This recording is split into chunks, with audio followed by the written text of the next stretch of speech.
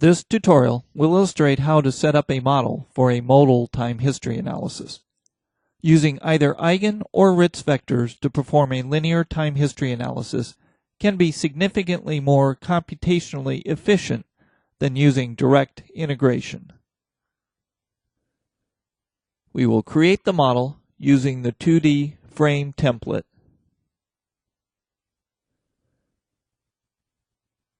With the default settings.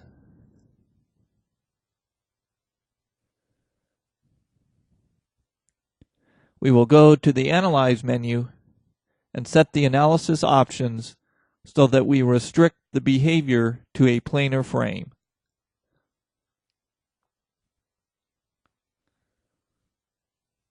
Next, we verify that the mass source is from the elements.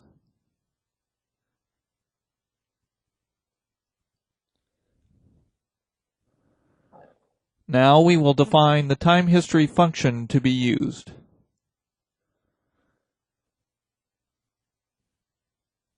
We have many choices, such as using a record from a file, but for this particular model, we will use a sine function,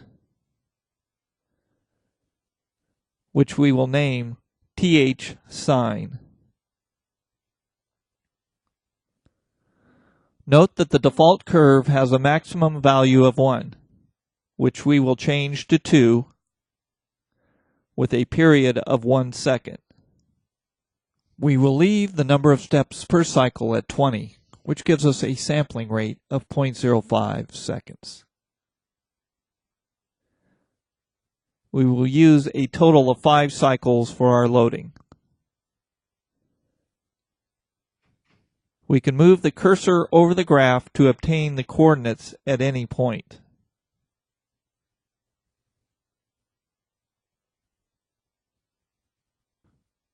Next, we will define the load cases.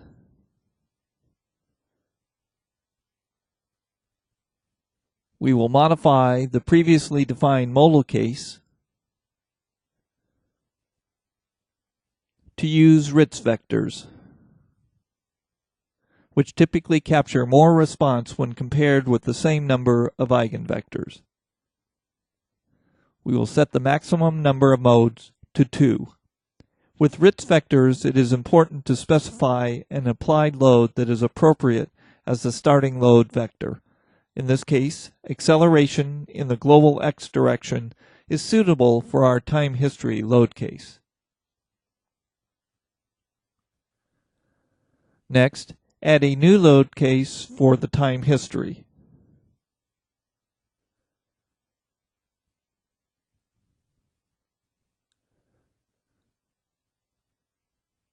Switch to time history for the load case type,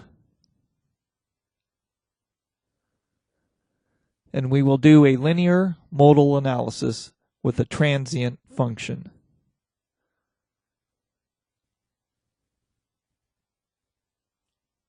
The load will be applied as an acceleration in the u1 direction using the previously defined time history sine function. With a scale factor of 386.4 to convert from G units to inch units.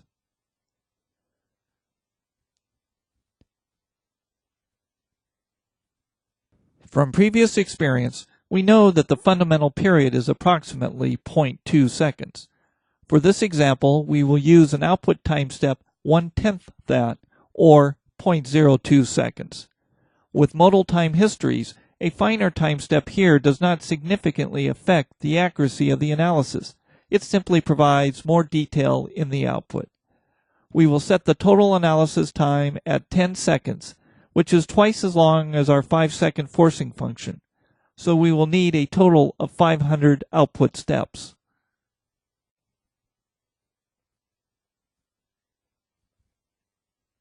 Now we are ready to run the analysis, which we will do with both the modal and time history cases. We will set the dead load case to do not run, as it is not needed.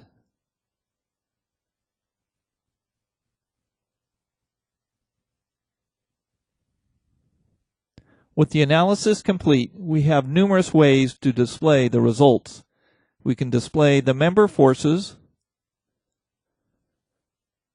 on an individual time basis, in this case 1.4 seconds,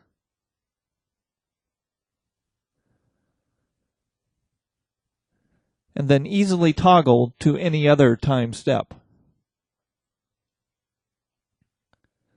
We can also display the envelopes for the member forces.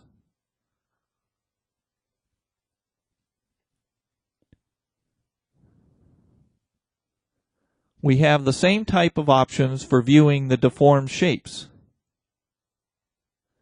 And again, can view the results for any time step.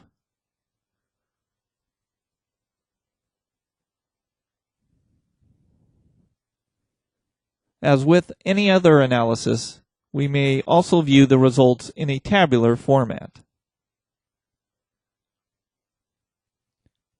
In this example, we will select joint displacements and modal participation ratios for just the time history load case.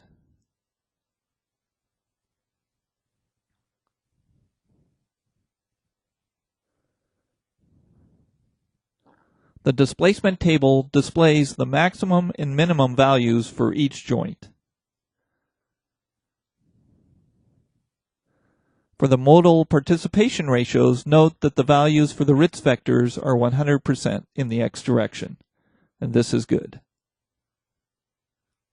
One of the most enlightening tools available when doing time history analyses is the ability to create a video of the structure's deformation. With the deformed shape shown in the active window, click on the Create Video command, and we will name the movie Movie 1. We want the analysis results for the time history case, and we will limit the movie to 5 seconds, the duration of our forcing function, with a magnification factor of 5.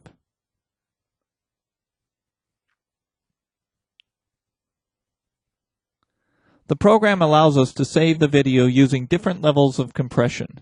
First, we will use the full frames option, which is uncompressed. This will create the largest file. Next, we will repeat the movie creation process.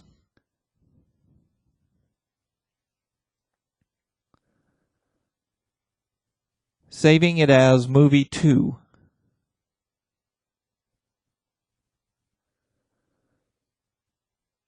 All other settings remain the same.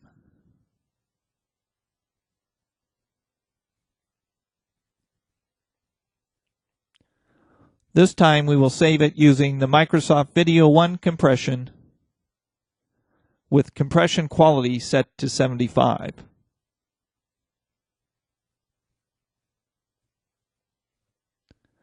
When we look at the details of these files, we see how much smaller the second movie is.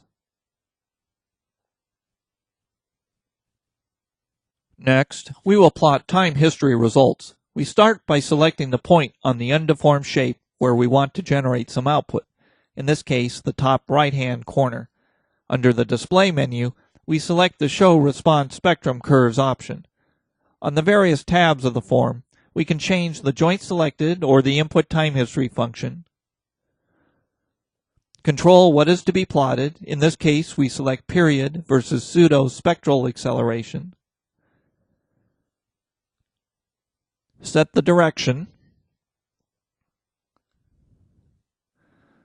and set the damping values for the curves up to a maximum of 6.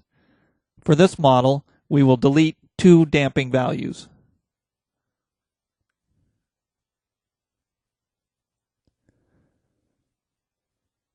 We also have control over options such as whether the spectrum should be widened or if there should be a grid overlay. The display shows the curves for the 4 damping values selected. Note that the peak value occurs at approximately 1 second, which matches the forcing function.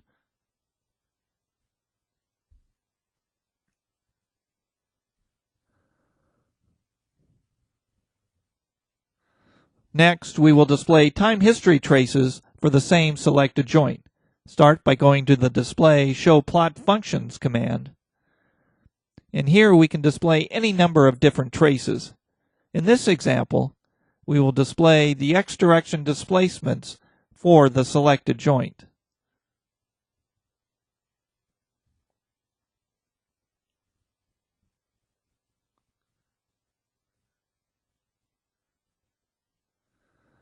The displacements will be plotted on the vertical axis, and we will plot them against time on the horizontal axis, although you have other choices here as well. We will save these settings as named set TH.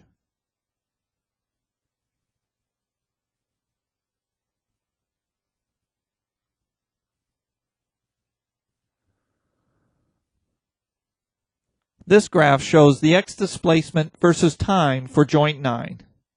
Moving the cursor over the graph gives individual coordinates.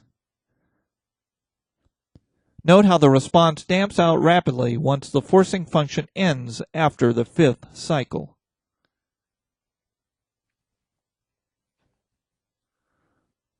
We will display the deformed shape for the time history case once again, and then go back to the Create Video command. This time, check the Show Graph option and select the TH name set. We will change the end time to 10 and then click OK. The deformed shape movie is tracked against the plot of the displacement for joint 9. This concludes this tutorial.